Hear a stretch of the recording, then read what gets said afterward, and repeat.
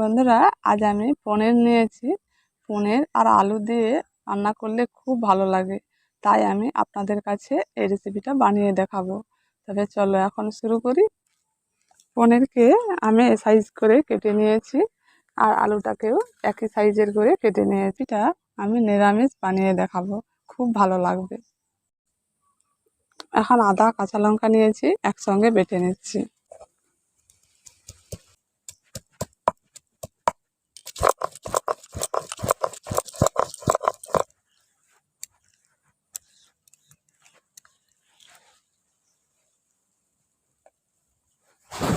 আর নিয়েছি কাজু বাদাম, কাজু বাদামটা এখন বেটে নিচ্ছি।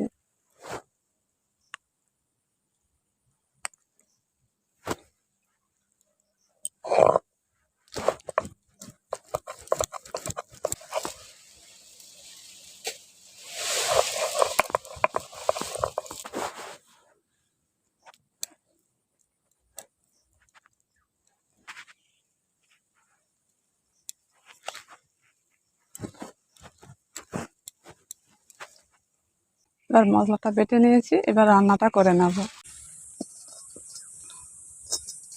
প্রথমে আমি পনিরকে ভেজে নেব। এখন কড়াটা গরম হয়ে গেছে, ওর মধ্যে সাদা তেল দিয়ে দিচ্ছি।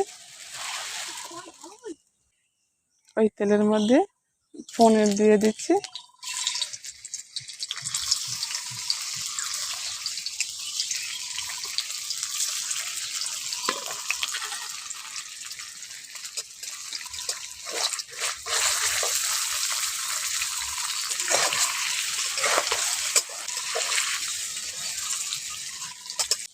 এখন পনিরগুলোকে নাড়াচাড়া করে ভেজে নিয়েছি, এবার তুলে নিচ্ছি।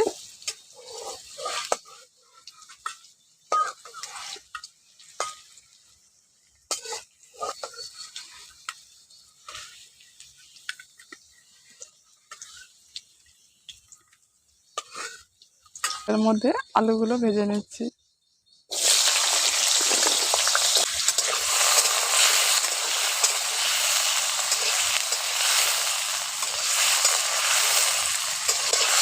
আলুগুলোকে একটু লাল লাল করে ভেজে নেব।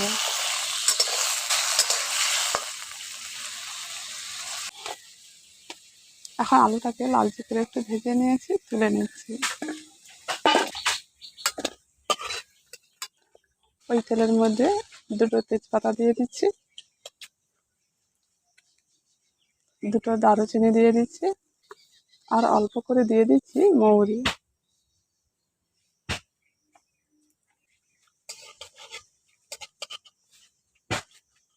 এখন ফোড়নটাকে একটু ভেজে নিয়েছি, এর মধ্যে এখন দিয়ে দিচ্ছি অল্প করে চিনি।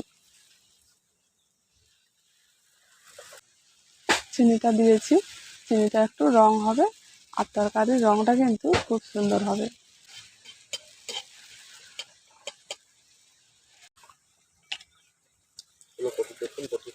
এখন চিনিটা কত সুন্দর ভাজা হয়ে গেছে। এবার এর মধ্যে আমি দিয়ে দিচ্ছি আদা কাঁচা লঙ্কা বাটা, আর দিয়ে দিচ্ছি হাফ চামচ হলুদ গুঁড়ো। এখন আদাটাকে ভালো করে একটু কষে নিচ্ছি। এখন আদাটা ভাজা ভাজা হয়ে গেছে, এবার এর মধ্যে দিয়ে দিচ্ছি টমেটোর বাটা। টমেটোর বাটাটা ওর সঙ্গে দিয়ে একটু ভালো করে কষে নেব।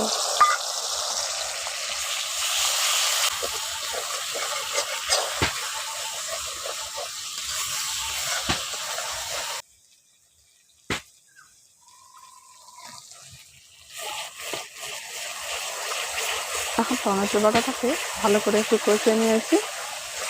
এখন টমেটোর বাটার কাঁচা গন্ধটা চলে গেছে।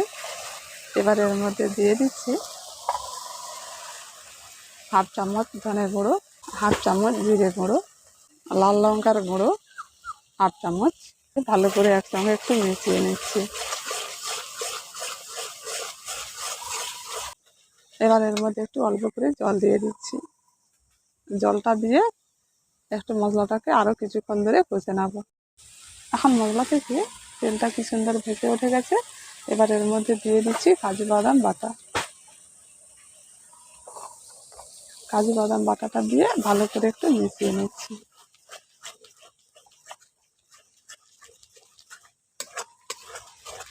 এবার এর মধ্যে ভেজে রাখা আলুগুলো দিয়ে দিচ্ছি। আলুগুলো দিয়ে ভালো করে নাড়াচাড়া করে মিশিয়ে নিচ্ছি।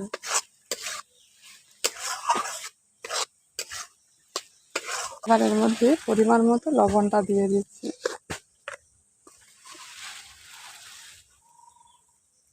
লবণটা দিয়ে ভালো করে মিশিয়ে নিচ্ছি।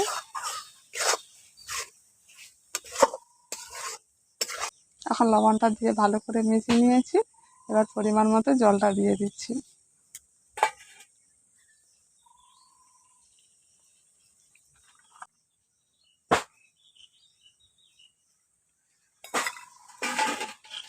জলটা দিয়ে ভালো করে নাড়াচাড়া করে মিশিয়ে নিচ্ছি। এটা আরো কিছুক্ষণ ধরে ফুটিয়ে নেব।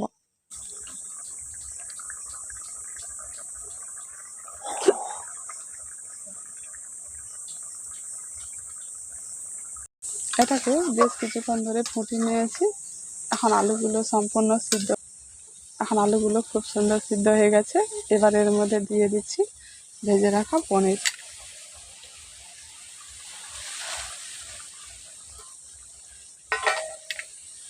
পনিরগুলো দিয়ে ভালো করে এখন মিশিয়ে নিচ্ছি। পনিরগুলো দিয়ে আরও 1 মিনিট আমি ফুটিয়ে নেব। এখন পনিরগুলো দিয়ে আরও 1 মিনিট ফুটিয়ে নিয়েছি। এখন অনেকটা গাঢ় গাঢ় হয়ে গেছে। এবার আমি নামিয়ে নিচ্ছি। এখন নামানোর আগে আমি দিয়ে দিচ্ছি ধনেপাতা কুচি।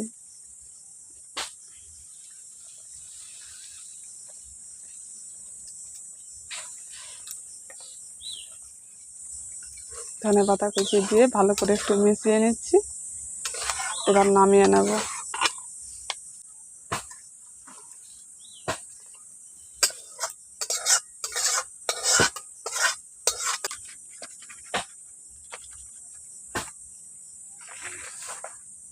বন্ধুরা, পনিরের এইরকম একটি রেসিপি বাড়িতে বসে বানাবেন। গরম ভাতের সঙ্গে খুব ভালো লাগবে। অবশ্যই একবার বানিয়ে খেয়ে দেখবেন। যদি ভালো লেগে থাকে একটি কমেন্ট করে জানাবেন।